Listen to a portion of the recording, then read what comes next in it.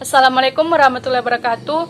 Puji syukur kita panjatkan atas kehadiran Allah Subhanahu wa taala, karena berkat rahmat dan hidayahnya kita masih bisa melakukan presentasi online hari ini.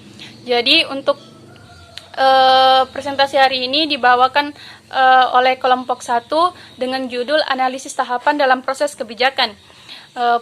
Jadi kita masuk dalam pembahasan, kita bahas poin pertama. Poin pertama itu pengertian tahapan kebijakan. Jadi tahapan kebijakan adalah rangkaian konsep dan asas yang menjadi pedoman dan dasar rencana dalam pelaksanaan suatu pekerjaan, kepemimpinan, dan cara bertindak. Jadi istilah ini dapat diterapkan pada pemerintahan, organisasi, sektor swasta, dan individu. Kebijakan itu berbeda dengan peraturan dan hukum. Jadi kalau hukum itu dapat memaksa atau melanggar suatu perilaku, sedangkan kebijakan hanya menjadi pedoman tindakan yang paling memungkinkan untuk memperoleh hasil yang diinginkan. Jadi kebijakan atau kajian kebijakan juga dapat merujuk pada proses pembuatan keputusan-keputusan penting organisasi, termasuk identifikasi berbagai alternatif seperti prioritas program atau pengeluaran dan pemilihannya berdasarkan dampaknya. Jadi sebuah kebijakan identik dengan sebuah keputusan. Adapun keputusan itu sendiri diartikan suatu reaksi terhadap terhadap beberapa solusi alternatif yang dilakukan secara sadar dengan menganalisis kemungkinan-kemungkinan dari alternatif tersebut bersama dengan konsekuensinya. Selanjutnya poin kedua,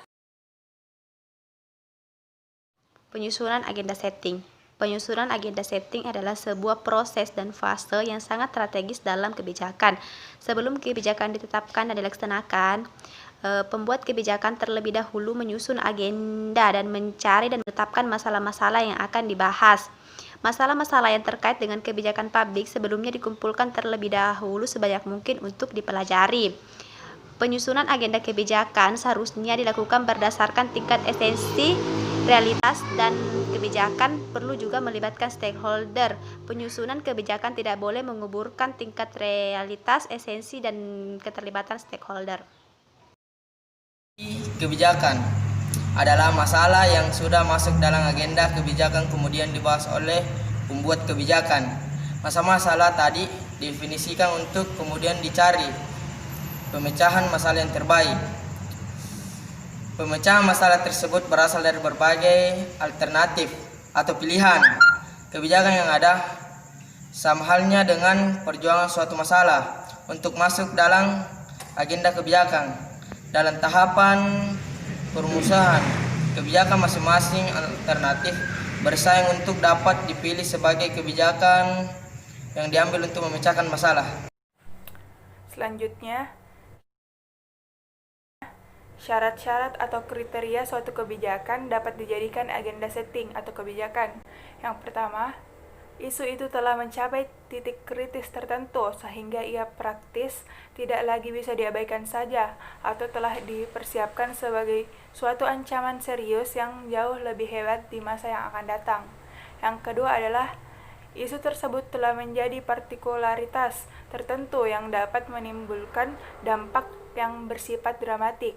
Yang ketiga, isu tersebut menyangkut emosi tertentu, dilihat dari sudut kepentingan orang banyak, bahkan umat manusia umumnya, dan mendapat dukungan berupa liputan media massa yang luas. Yang keempat, isu tersebut menjangkau dampak yang amat luas. Yang kelima, isu tersebut mempermasalahkan kekuasaan dan keabsahan atau legitimasi dalam masyarakat.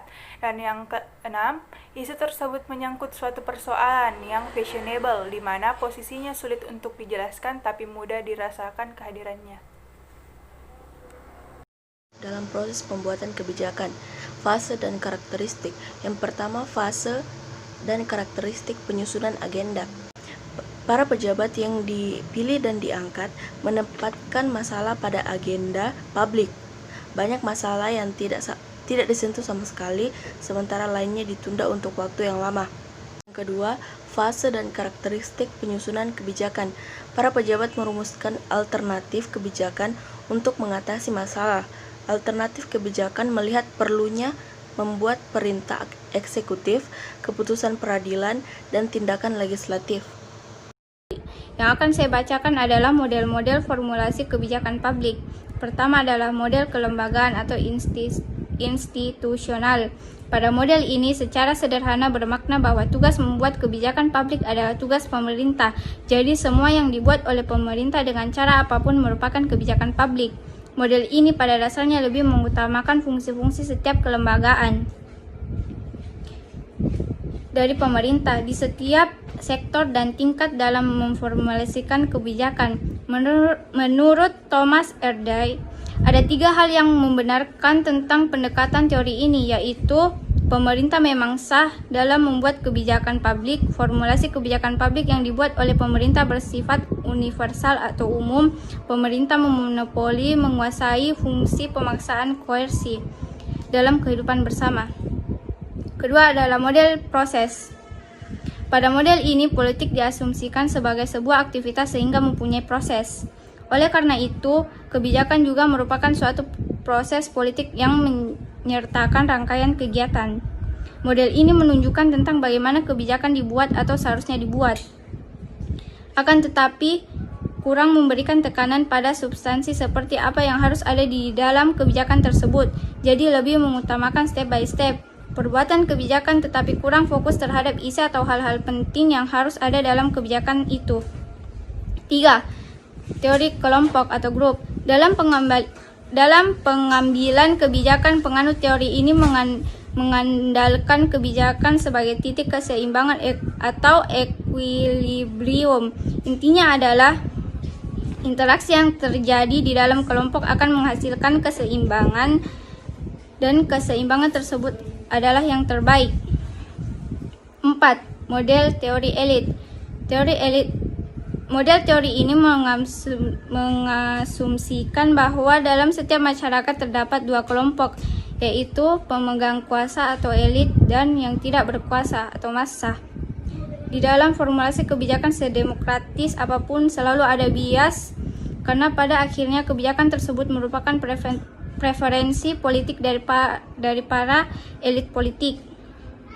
5. Model teori rasionalisme atau rasional. Kebijakan publik sebagai maksimum social gain. Maksudnya, pemerintah sebagai pembuat kebijakan harus memilih kebijakan yang memberi manfaat optimum bagi masyarakat. Dalam formulasinya harus berdasar keputusan yang sudah diperhitungkan rasionalitasnya, yaitu perbedaan antara pengorbanan dan hasil yang akan dicapai, sehingga model ini lebih menekankan pada aspek efisiensi atau ekonomis. 6. Model inkrementalis atau inkremental. Pada dasarnya merupakan kritik terhadap model rasional, di mana para pembuat kebijakan tidak pernah melakukan proses seperti yang diisyaratkan oleh pendekatan rasional karena mereka tidak memiliki cukup waktu, intelektual maupun biaya. Ada kekhawatiran muncul dampak yang belum pernah diinginkan akibat kebijakan yang belum pernah dibuat sebelumnya. Adanya hasil-hasil dari kebijakan sebelum yang harus dipertahankan dan menghindari konflik. Sekian dari saya, selanjutnya akan dibacakan oleh rekan saya. Model teori permainan. Model ini dicap sebagai model konspiratif, di mana mulai muncul sejak berbagai pendekatan yang sangat rasional tidak mampu menyelesaikan pertanyaan yang muncul, yang sulit diterangkan dengan fakta-fakta yang tersedia. Gagasan pokok dari teori ini: 1. Formulasi kebijakan berada pada situasi kompetisi yang intensif. 2. Para aktor berada dalam situasi pilihan yang tidak independen ke dependen. melainkan situasi pilihan yang sama-sama bebas atau independen. Konsep kunci teori ini adalah strategi, di mana kuncinya bukanlah yang paling aman, tetapi yang paling aman dari serangan lawan. Jadi teori ini memiliki tingkat konservativitas yang tinggi karena pada intinya merupakan strategi defensif, tetapi bisa juga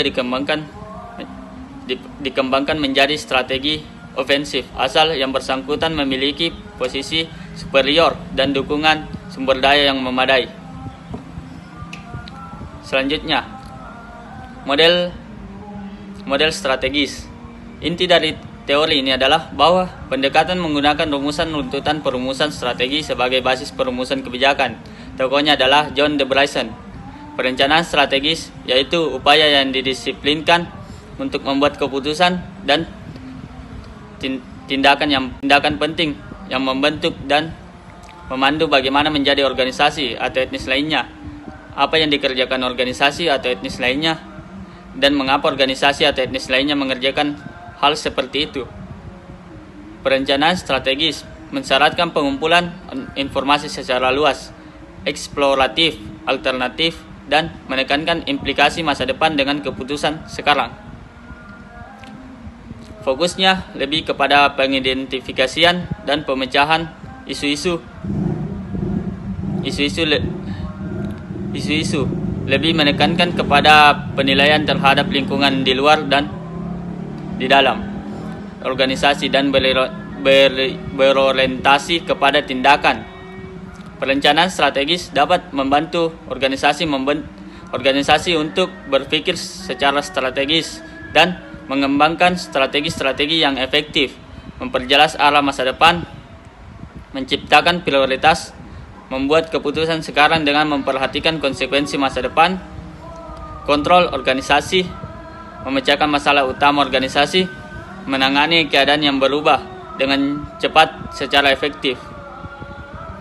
Proses perumusan adalah mengusulkan untuk menyepakati perencanaan strategi, memahami manfaat perencanaan strategi, dan mengembangkannya, merumuskan panduan proses, memperjelas wewenang dan misi organisasi, melakukan analisa SWOT, menilai kekuatan dan kelemahan, peluang dan ancaman, mengidentifikasi isu strategi yang dihadapi, merumuskan strategi untuk mengelola isu.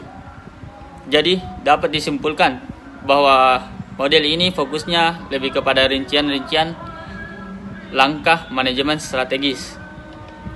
Adapun teknik formulasi kebijakan: 1. Pengkajian persoalan. 2. Penentuan tujuan. 3. Perumusan alternatif kebijakan. 4. Penyusunan model. 5. Penetapan kriteria. 6. Penilaian alternatif. 7. Perumusan rekomendasi. Teknik formulasi kebijakan ada 7. Yang pertama, pengkajian persoalan. Yang kedua, penentuan tujuan. Yang ketiga, perumusan alternatif kebijakan. Yang keempat, penyusunan modal. Yang kelima, penetapan kriteria. Yang keenam, penilaian alternatif. Dan yang ketujuh, perumusan rekomendasi.